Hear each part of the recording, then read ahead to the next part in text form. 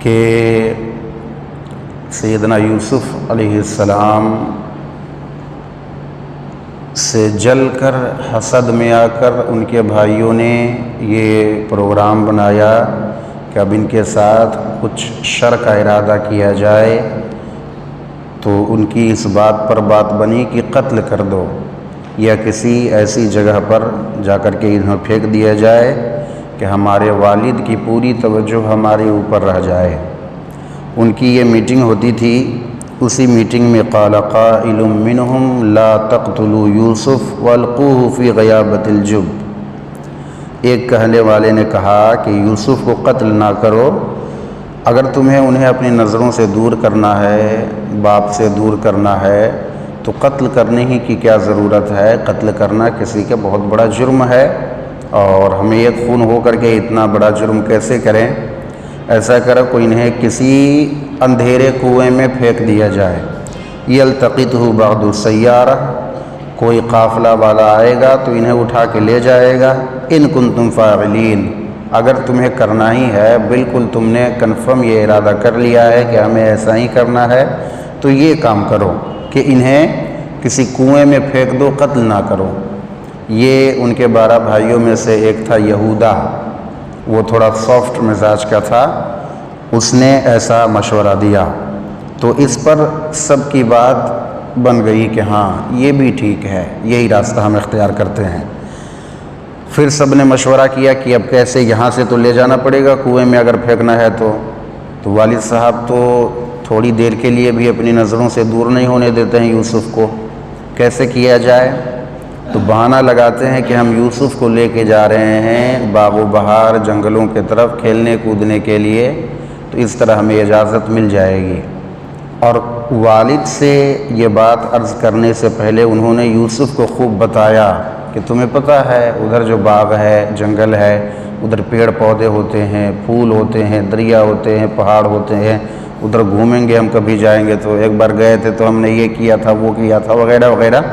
تو سیدنا یوسف کے دل میں بھی گھومنے کی خواہش ہوئی۔ قالوا یا ابانا ما لک لا تأمنا علی یوسف وانا لہ لناصحون، سب کہنے لگے اے میرے والد، اے ہمارے والد صاحب، کیا بات ہے کہ آپ ہم پر بھروسہ ہی نہیں کرتے ہیں یوسف کے بارے میں، حالانکہ ہم تو یوسف کے خیر خواہ ہیں،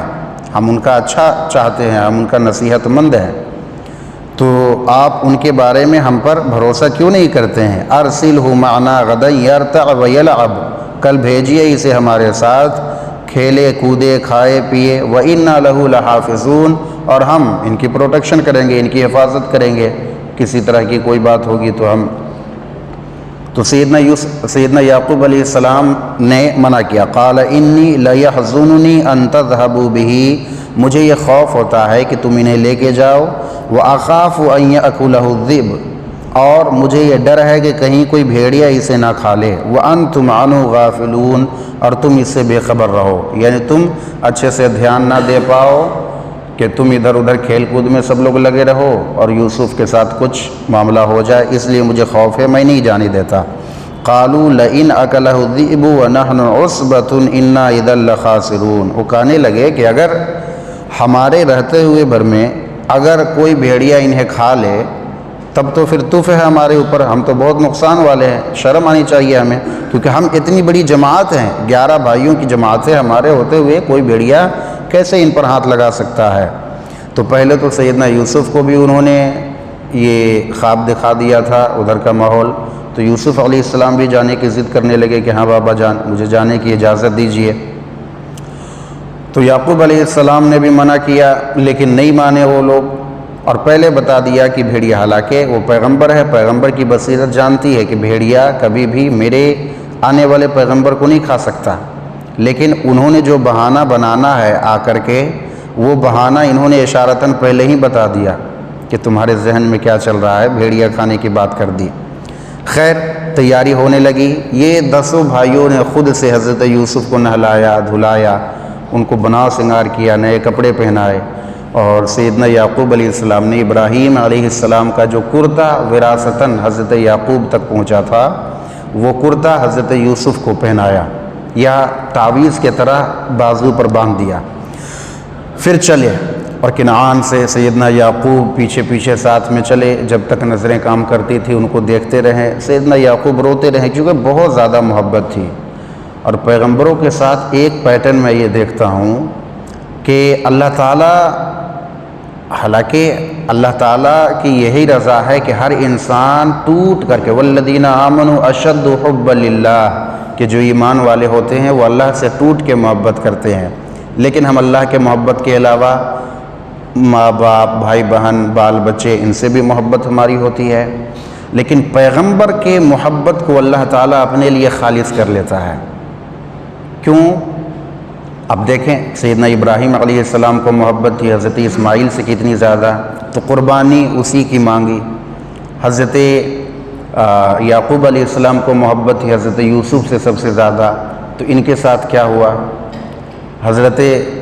حضور پاک صلی اللہ علیہ وسلم کو محبت امام حسنین کریمین سے تھا،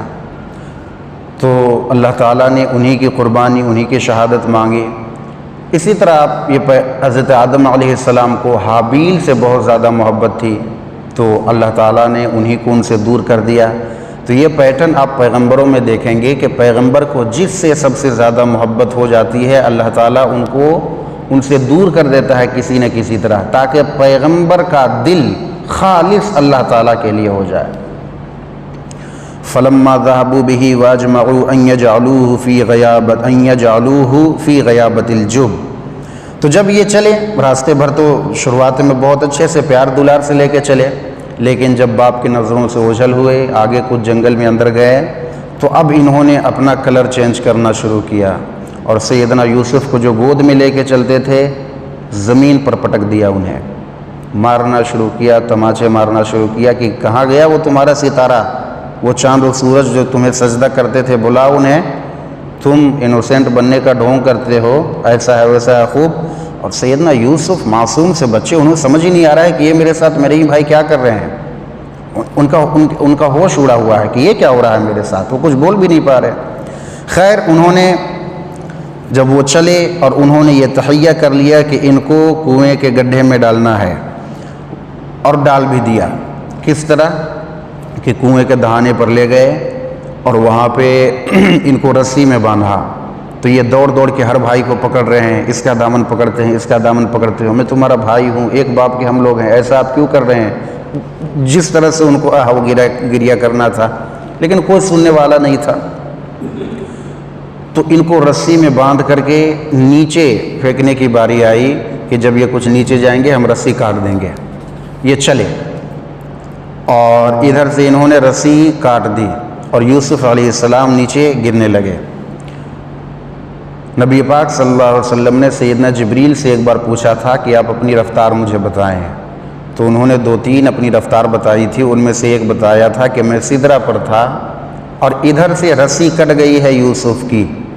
اللہ تعالیٰ نے مجھے حکم دیا اے جبرائیل میرا یوسف زمین پر گرنا نہیں چاہیے، دوڑ کر کے جاؤ، ادھر رسی کٹ چکی ہے اور یوسف بس گر رہے ہیں، اور جبریل سدرہ سے چلے ہیں، زمین پر گرنے سے پہلے جبریل علیہ السلام آ کر کے اپنے پروں پر حضرت یوسف کو اٹھا لیتے ہیں، اتنی ان کی رفتار ہے۔ تو وہاں پہنچ گئے، اللہ تعالیٰ نے اس وقت وحی کی وَأَوْحَيْنَا إِلَيْهِ لَتُنَبِّئَنَّهُمْ بِأَمْرِهِمْ هَذَا وَهُمْ لَا يَشْعُرُونَ، ہم نے ان کی طرف وحی کی کہ تم ضرور انہیں بتاؤ گے ان کا یہ معاملہ، وَهُمْ لَا يَشْعُرُونَ، اور یہ بے خبر ہوں گے۔ ایک وعدہ اللہ تعالیٰ نے اسی کنویں میں حضرت یوسف سے کیا کہ یوسف گھبراؤ نہیں، یہ امتحان ہے،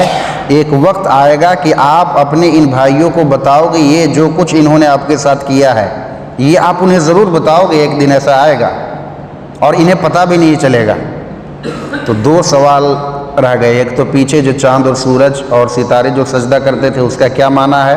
اور ایک تو اللہ تعالیٰ نے حضرت یوسف کو جو کہا کہ آپ ضرور بتاؤ گے، تو وہ کب بتائیں گے اور کیسے بتائیں گے، یہ 2 سوال رہ گئے۔ نیچے کنویں میں چلے گئے وہ، اور 1 دن 2 دن 3 دن، بعض کا قول ہے کہ اسی وقت حضرت یوسف کو نبوت بھی ملی، چونکہ یہاں پہ وحی ہوئی تو نبی بنائے گئے، اور اللہ تعالیٰ نے ان کو اطمینان دیا کہ ایک دن آنے والا ہے، ابھی آپ صبر کریں، چونکہ اللہ تعالیٰ جس کو بڑا مقام دینا چاہتا ہے پھر اس کو بہت آزماتا ہے، جس کا جتنا اونچا مرتبہ، اس لیے نبی پاک صلی اللہ علیہ وسلم کی حدیث ہے کہ اللہ تعالیٰ جس کو مرتبہ دیتا ہے نبیوں میں سے، جو جتنے ستائے گئے ہیں، جو جتنے مظلوم ہوتے ہیں، اللہ تعالیٰ ان کو اتنا ہی بڑا مرتبہ دیتا ہے۔ حضرت ابراہیم علیہ السلام کے دیکھو ان کے ساتھ کیا ہوا، حضرت نوح علیہ السلام کے ساتھ کیا ہوا، حضرت موسیٰ علیہ السلام کو ان کی قوم نے کتنی پریشانی سے دوچار کرایا۔ تو حضور کہتے ہیں کہ نبیوں میں سب سے بڑا مرتبہ میرا ہے، کیونکہ سب سے زیادہ اللہ کی راہ میں مصیبت مجھے اٹھانی پڑی ہے۔ تو جو جتنی مصیبتوں سے دوچار ہوتا ہے، مصیبتوں کے بعد اپنے آپ کو مضبوط رکھنا، اللہ تعالیٰ پر توکل رکھنا، اللہ تعالیٰ پر بھروسہ رکھنا کہ یہ رات آئی ہے تو صبح بھی آئے گی۔ تو اللہ تعالیٰ نے ان کو اطمینان دیا کہ آپ کے لیے ایک برائٹ فیوچر آپ کا انتظار کر رہا ہے، آپ صبر کریں۔ وَجَاءُوا أَبَاهُمْ عِشَاءً يَبْكُونَ، اور ادھر ان لوگوں نے کیا کیا، کھیلا کودا، جو بھی ان کو کرنا تھا، پہلے تو انہوں نے آگے یہ کہیں گے وَجَاءُوا أَبَاهُمْ عِشَاءً يَبْكُونَ، وہ شام کو آئیں دیر سے، چونکہ عام طور پہ عصر کے وقت میں آ جانا چاہیے تھا، لیکن یہ مغرب کے وقت میں پہنچے تو روتے چلاتے ہوئے پہنچے۔ حضرت یعقوب کو جب رونے کی آواز آئی، ایک تو وہ پہلے سے پریشان تھے کہ اتنی دیر ہو گئی ابھی تک نہیں آئے ہیں، حضرت یعقوب کو جب ان کی رونے کی آواز آئی تو آپ پریشان ہو گئے کہ یہ کیا ہو گیا، تو وہ چلاتے ہوئے روتے ہوئے آئے، قالوا یا ابانا، اور کہنے لگے پہلے ہی، اے میرے والد، انا ذهبنا نستبق وترکنا یوسف عند متاعنا، کہ ہم گئے اور ہم مسابقہ کر رہے تھے، کھیل کود کر رہے تھے، دوڑ رہے تھے، وترکنا یوسف عند متاعنا، اور سامان کے پاس یوسف کو ہم نے چھوڑ دیا تھا، فاکلہ الذئب، تو انہیں ایک بھیڑیا آ کر کے کھا گیا، انہیں ایک بھیڑیا نے کھا لیا، یہ انہوں نے بہانہ بنایا۔ وما انت بمؤمن لنا ولو كنا صادقین، اور آپ تو ہم پہ ٹرسٹ کریں گے نہیں اگرچہ ہم کتنا ہی سچ بولے، آپ ہم پر بھروسہ نہیں کریں گے، جیسے آپ پہلے بھروسہ نہیں کرتے آئے تھے۔ تو جب یہ کھیل کود کر رہے تھے، کھانا پینا، تو آخر میں انہوں نے ایک بکری یا ایک دمبا یا ایک ہرن ذبح کیا، اور اس کا خون حضرت یوسف علیہ السلام کا ایک کرتا لے لیا تھا، ان کرتا بھی اتروا لیا تھا، اس میں لگا دیا کہ ہم یہ بطور نشانی دکھائیں گے کہ سیدنا یوسف کو بھیڑیا کھا گیا ہے۔ وَجَاءُوا عَلَىٰ قَمِيصِهِ بِدَمٍ كَذِبٍ، اور قمیص میں ایک جھوٹا خون لے کے آئیں، ایک فیک بلڈ لے کر کے آئیں وہ۔ تو حضرت یعقوب نے کہا قَالَ بَلْ سَوَّلَتْ لَكُمْ أَنفُسُكُمْ أَمْرًا، یہ تمہارے نفس نے ایک بہانہ بنا لیا ہے اس معاملے کو آسان کرنے کے لیے، یعنی انہوں نے ایکسیپٹ نہیں کیا کہ میرے یوسف کو بھیڑیا نے کھا لیا۔ جب انہوں نے دکھایا نا کرتا کہ دیکھیے، اگر آپ کو یقین نہیں آتا تو یہ دیکھیے کرتا بھیڑیا کھا لیا ہے، خون لگا ہوا ہے، حضرت یعقوب نے کہا کہ بہت چالاک بھیڑیا تھا، میرے پورے یوسف کو کھا گیا اور کرتا کچھ نہیں ہوا، کیونکہ ظاہر سی بات ہے جب جانور حملہ کرتا تو کرتے میں چیرا لگتا، پھٹتا، لیکن کرتا تو بالکل صحیح سلامت تھا۔ تو کہا کہ بہت ہی ہوشیار بھیڑیا تھا کہ جس نے میرا پورا یوسف کھا لیا اور کرتے کو کچھ نہیں کیا۔ فَصَبْرٌ جَمِيلٌ، تو انہوں نے کیا کہا کہ اب تم چاہے جو بہانہ بناؤ، میرے لیے ایک ہی راستہ ہے کہ صبر جمیل۔ پیغمبر کی یہ شان نہیں ہے کہ وہ روئے پیٹے جزع فضع کرے، چاہے جتنی مصیبت آ جائے، وہ اللہ پر ایمان رکھتا ہے، اللہ سے اس کی امیدیں ہوتی ہیں۔ وہ صبر جمیل کسے کہتے ہیں؟ وہ صبر کہ جس میں انسان روئے پیٹے جزع فضع اپنے آپ کو مطلب کنٹرول سے وہ باہر نہ ہو جائے، یہ صبر جمیل ہے۔ توریت میں ہے کہ جب یعقوب علیہ السلام کے پاس وہ لوگ یہ خبر لے کے آئے تو انہوں نے اپنے گالوں پر مارنا شروع کیا، اپنے ران پر مارنا شروع کیا، تڑپنا شروع کیا، رونا شروع کیا، اور ایک گھر میں بند ہو کر کے لگاتار ماتم کرنے لگے اور رونے لگے۔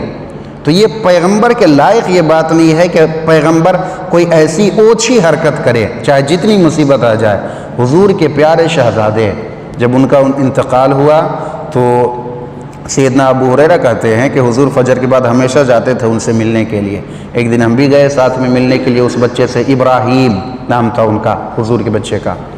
اور ایک قاسم بھی۔ جتنے بھی حضور کے بچے بیٹے ہوئے وہ سب بچپنے میں ہی وفات پا گئے۔ تو حضور بہت محبت کیا کرتے تھے ان سے، اللہ تعالیٰ نے لے لیا۔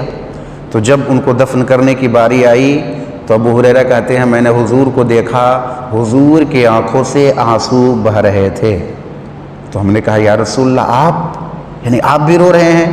کہا کہ یہ جو آنسو ہے یہ محبت کے آنسو ہے، محبت میں میرے یہ آنسو بہ رہے ہیں۔ اس سے اللہ تعالیٰ نے منع نہیں کیا ہے، منع یہ ہے کہ آدمی اپنے گالوں پہ تماچے مارے، روئے پیٹے، سینہ پھاڑے، کپڑے پھاڑے، یہ سب نہیں کرنا ہے۔ تو یہ محبت کے آنسو جائز ہے۔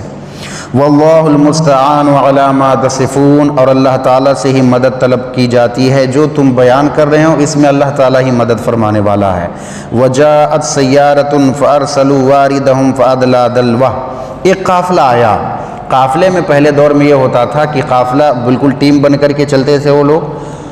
قافلے سے آگے 2-4 لوگ کو آگے چلایا جاتا تھا۔ وہ کیا کرتے تھے؟ مقدمے کے طور پر ہوتے تھے، اس کو مقدمۃ الجیش بھی کہتے تھے اگر وہ جنگی قافلہ ہو تو وہ آگے راستوں کو آسان کرتے تھے، یعنی قافلے کو کہیں پڑاؤ ڈالنا ہے تو اس سے پہلے اس جگہ کو وہ ٹھیک ٹھاک کرنا، صاف کرنا، آس پاس میں پانی ہے کہ نہیں یہ سارا کچھ دیکھنا، انتظام کرنا، وہ قافلے سے آگے چلتے تھے۔ تو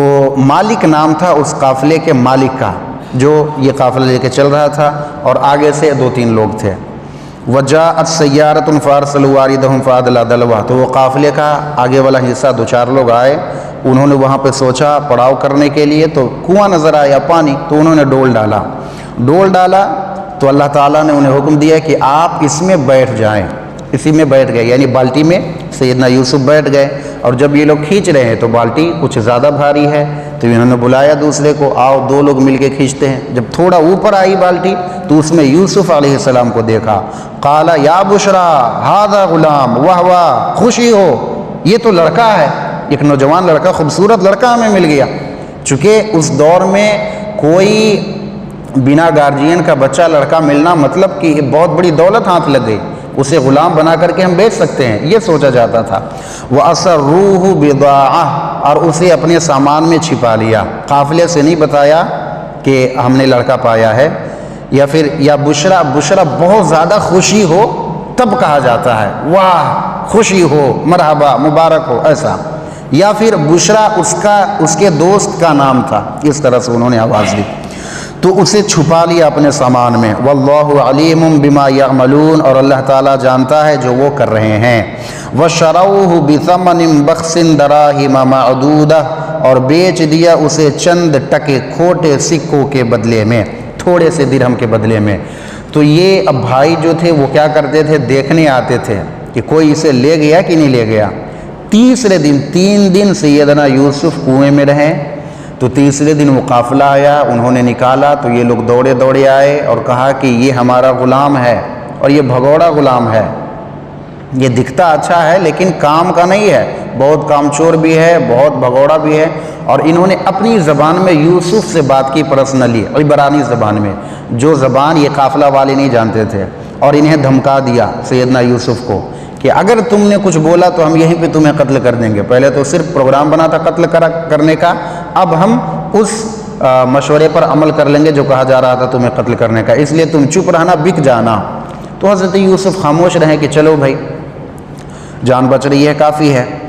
تو اسی وقت بھائیوں نے پھر بیچ دیا اس کو قافلہ والوں کے ہاتھ میں۔ وَكَانُوا فِيهِ مِنَ الزَّاهِدِينَ، اور اس معاملے میں وہ بہت ہی زاہد، بے رغبت تھے، یعنی حالانکہ یوسف کا دام تو بہت زیادہ ہونا چاہیے تھا، لیکن چند درہم کھوٹے سکوں میں، انہوں نے کہا قافلہ والوں نے کہ ہمارے پاس تو اتنے پیسے ہیں نہیں بھائی، کچھ کھوٹے سکے ہیں۔ تو اس دور میں اگر 40 درہم سے زیادہ ہو تو اس کو تولا جاتا تھا، اور پیسے اگر 40 درہم سے کم ہو تو اس کو گنا جاتا تھا۔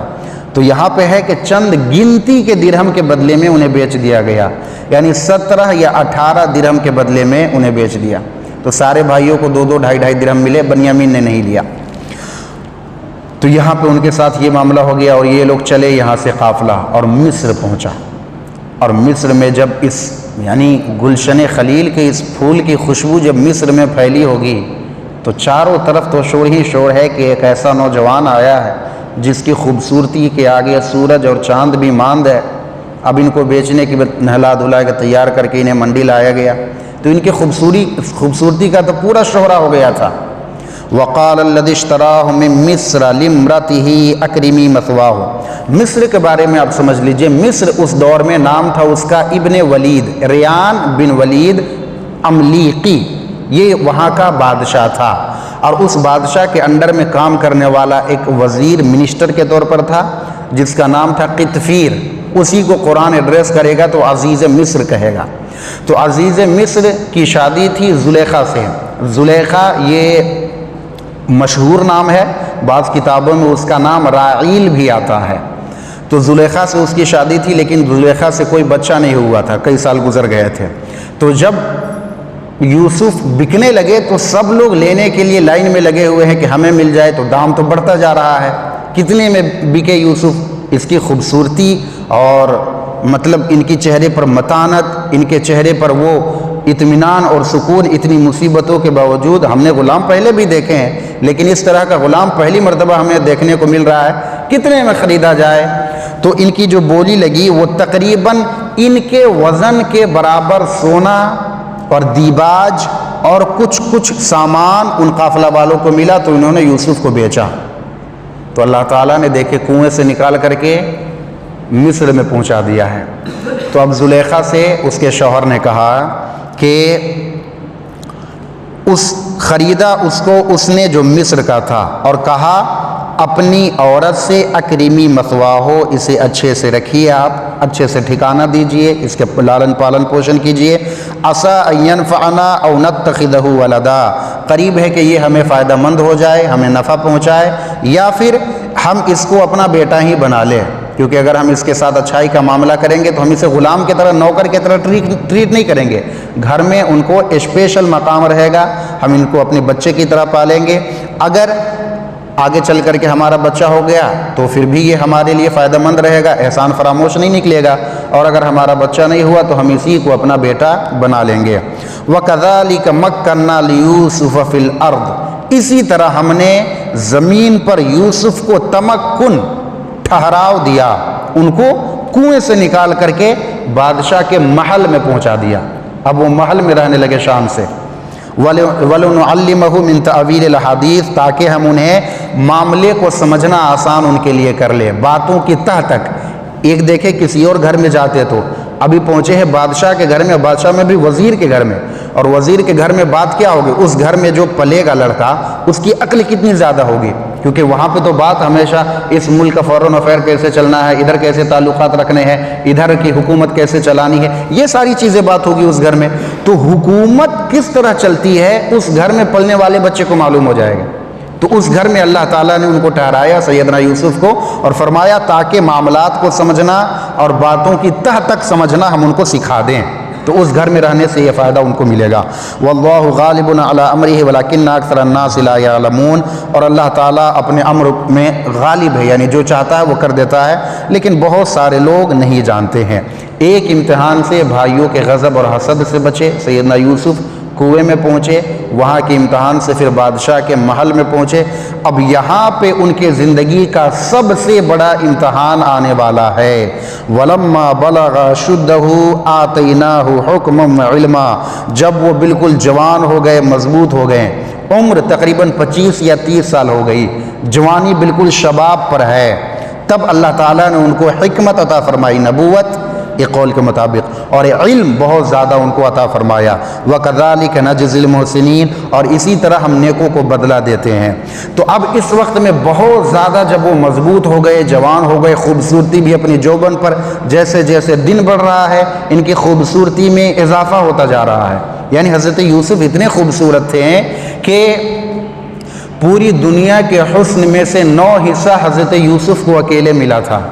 حسن کا، جمال کا، خوبصورتی کا 9 حصہ اکیلے ان کے پاس، اور ایک حصے میں یہ پورے دنیا کے خوبصورت لوگ ہمیں نظر آتے ہیں۔ ایک ان کا دوست ان کے پاس تحفہ لے کر کے آیا، تو انہوں نے کھولا پیکنگ، کیا ہے بھائی، بہت اچھے سے تم لے کے آئے ہو، کھولا تو اس میں آئینہ نکلا، کہا یہ کون سا تحفہ ہے؟ کہا اے یوسف میرے بھائی، میرے دوست،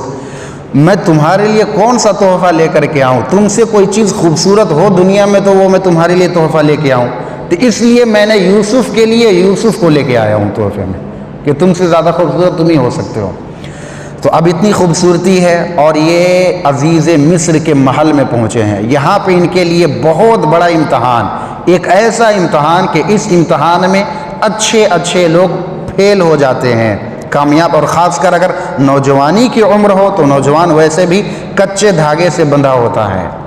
اس امتحان میں سیدنا یوسف کیسے بچتے ہیں اور اللہ تعالیٰ ان کی کیسی معاونت فرماتا ہے، انشاءاللہ ہم اگلی نشست میں اس کو دیکھیں گے۔ اللہ تبارک و تعالیٰ ہمیں عمل صالح کی توفیق عطا فرمائے۔ اللہ رب العزت قرآن سمجھنے عمل کرنے کی توفیق عطا فرمائے۔